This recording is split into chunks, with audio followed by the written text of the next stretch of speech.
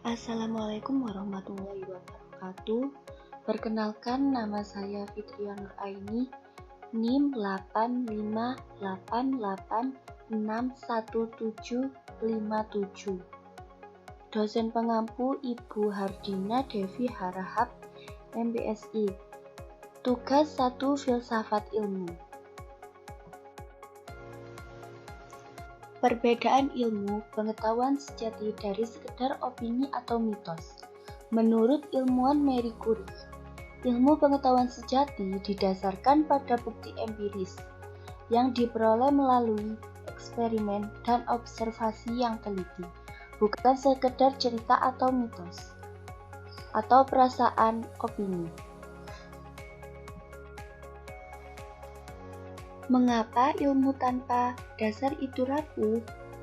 Karena pengetahuan yang dibangun tanpa landasan yang kuat dan teruji secara metodologis tidak akan mampu bertahan, rentan terhadap keruntuhan, dan tidak dapat diandalkan.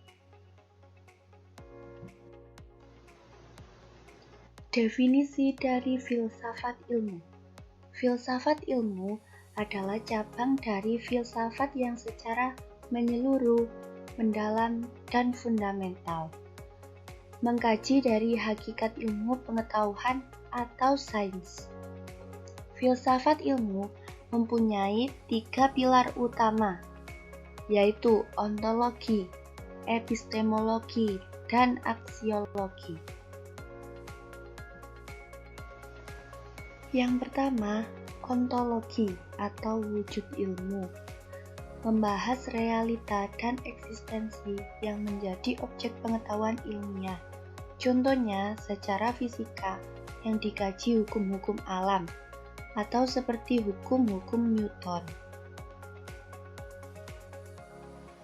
Yang kedua, epistemologi atau cara memperoleh ilmu, yaitu membahas tentang prosedur, metode ilmiah, struktur logis, dan batas-batas validitas pengetahuan ilmiah.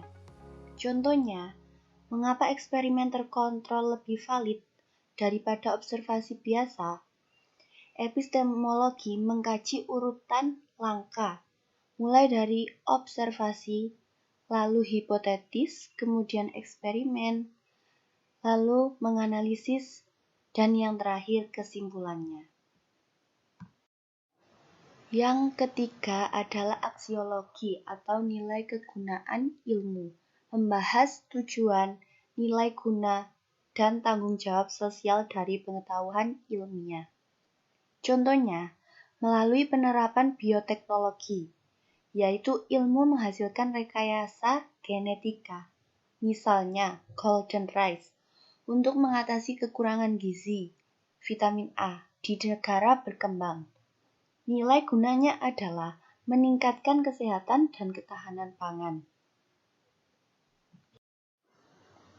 Peran kritis dalam pengembangan ilmu. Peran utama sikap kritis adalah untuk menguji keabsahan sebuah pengetahuan. 1. Arah pengembangan ilmu. Arah atau tujuan ilmiah. Mengembangkan sistem yang dapat beroperasi dan mengatur diri sendiri atau otonom, tanpa intervensi manusia. Kendali perkembangan ilmiah, yaitu era klasik atau kontrol umpan balik, perkembangan dari sistem kendali manual menjadi otomatis, terutama dengan penemuan regulator mekanis dan matematis. Puncaknya adalah teori kendali linear dan proporsional integral derivatif yang menjadi tulang punggung industri. 2. Refleksi kritis. Mendorong ilmuwan untuk melakukan beberapa hal penting guna memastikan integritas, relevansi, dan dampak positif dari kerja ilmiah mereka. 3. Koherensi ilmu, yaitu prinsip fundamental dalam filsafat ilmu yang menyatakan bahwa kebenaran suatu pernyataan atau teori ditentukan oleh kesesuaian dan konsistensinya dengan pernyataan atau teori lain yang sudah diterima dalam suatu sistem atau kerangka pengetahuan. Landasan keilmuan integritas dan relevansi ilmu. Landasan keilmuan untuk integritas dan relevansi adalah dua pilar penting yang menjamin kualitas, kepercayaan, dan dampak ilmu pengetahuan terhadap masyarakat. Keduanya berakar pada prinsip-prinsip epistemologi dan etika ilmu.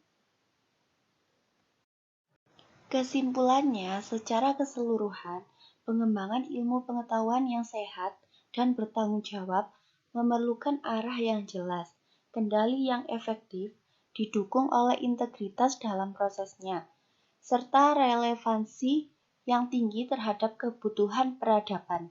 Semua ini dipicu oleh refleksi kritis yang berkelanjutan. Sekian dari saya, mohon maaf bila ada kekurangan dan salah kata. Terima kasih.